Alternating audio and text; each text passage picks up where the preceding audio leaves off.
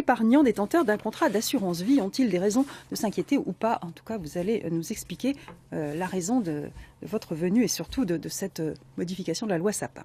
Tout de suite, parlons-en justement. C'était le 29 septembre dernier, les députés ont voté un article de loi qui vise à bloquer le retrait des sommes placées sur les assurances vie. Benjamin, Claire Kaufmann, vous êtes gestionnaire de patrimoine. Alors, avant toute chose, dites-nous pourquoi les assurances vie ont eu tant de succès jusqu'à présent et pourquoi il faut frissonner aujourd'hui.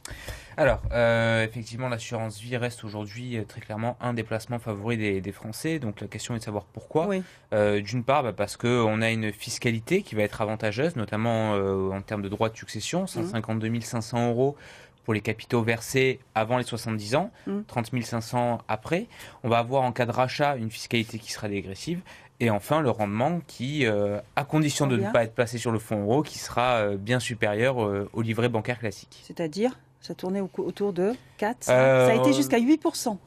Mais voilà, ça avait baissé. C'est très disparate. C'est-à-dire que sur un fonds euro, on va avoir 1,5% en moyenne. Et après, la partie unité de compte, on pourrait être entre 4 et 6%. Qu'est-ce que vous appelez un fonds euro ? Fonds euro. Alors, le fonds euro, aujourd'hui, c'est... Simplement, s'il vous plaît. Le fonds euro, aujourd'hui, c'est principalement composé d'emprunts d'État. C'est la partie qu'on a tendance à appeler à capital garanti, donc qui va sécuriser l'investisseur, qu'on pense a priori sans risque, mais qui, compte tenu des taux, justement, rapporte de moins en moins. Alors, l'intérêt, parmi les intérêts de ces assurances-vie, c'est pour ça qu'elles ont eu tant de succès, c'est l'argent n'est pas bloqué. On peut le retirer quand on veut. Sauf que, avec cet amendement de la loi Sapin, ça risque de n'être plus le cas. Qu'est-ce qui va se passer ? Tout à fait. Alors, vous en parliez, c'est pas complètement définitif, puisque d'ailleurs demain elle sera définitivement adoptée par les députés. Cette loi Sapin 2 vise pour partie, c'est juste une partie de la loi Sapin, à limiter la participation aux bénéfices que versent les assureurs, en fait, qui va booster le rendement du fonds euro. Et l'autre partie, dans la loi, il est stipulé qu'en cas de remontée soudaine des taux d'intérêt, le Haut Conseil de sécurité financière pourra bloquer les rachats sur ces contrats d'assurance vie pour une période de 3 mois. Et ce sera peut-être renouvelable, je crois. Ce sera prorogeable, tout à fait. Ils auront la possibilité de le proposer. Notre argent est confisqué, si j'ai bien compris. Confisqué, oui. On peut vous empêcher, en tout cas. On donne aujourd'hui la possibilité, très clairement, votre argent, de vous empêcher de le retirer pendant 3 mois, et ce, sur une période renouvelable. Alors, certains économistes parlent d'une bombe à retardement. Vous pensez que vous êtes d'accord avec ça ? Alors, ça risque de mettre très clairement un coup d'arrêt un petit peu aujourd'hui à la collecte qui est de plusieurs milliards sur l'assurance vie.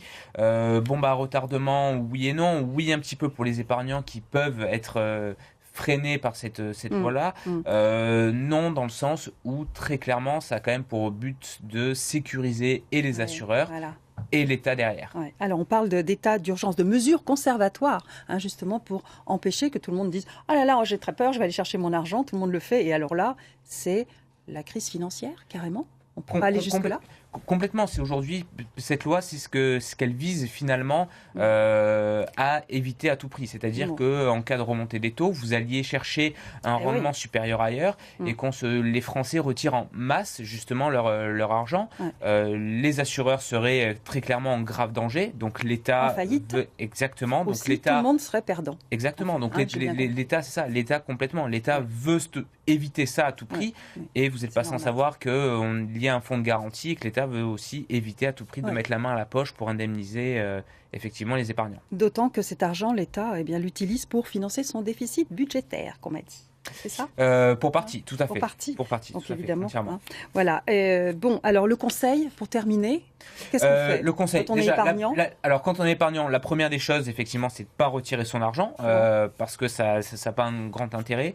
Ce serait de réorienter. Aujourd'hui, fonds euro est égal à 100 risques pour partie des épargnants, mais avant tout, c'est une mauvaise éducation. Plus orienté sur les unités de compte qui ne veut encore une fois pas dire risqué. Et enfin, on a certains contrats, comme des contrats luxembourgeois, qui ne sont absolument pas visés par la loi Sapin et qui permettraient d'éviter. Voilà. Avant tout, se faire conseiller par un professionnel qui, le cas échéant, pourra vous guider avec plus de temps dans vos choix, avec plus de temps, tout à fait. Merci en tout cas de nous avoir quand même éclairé sur cette loi Sapin parce qu'elle est passée un peu sous silence.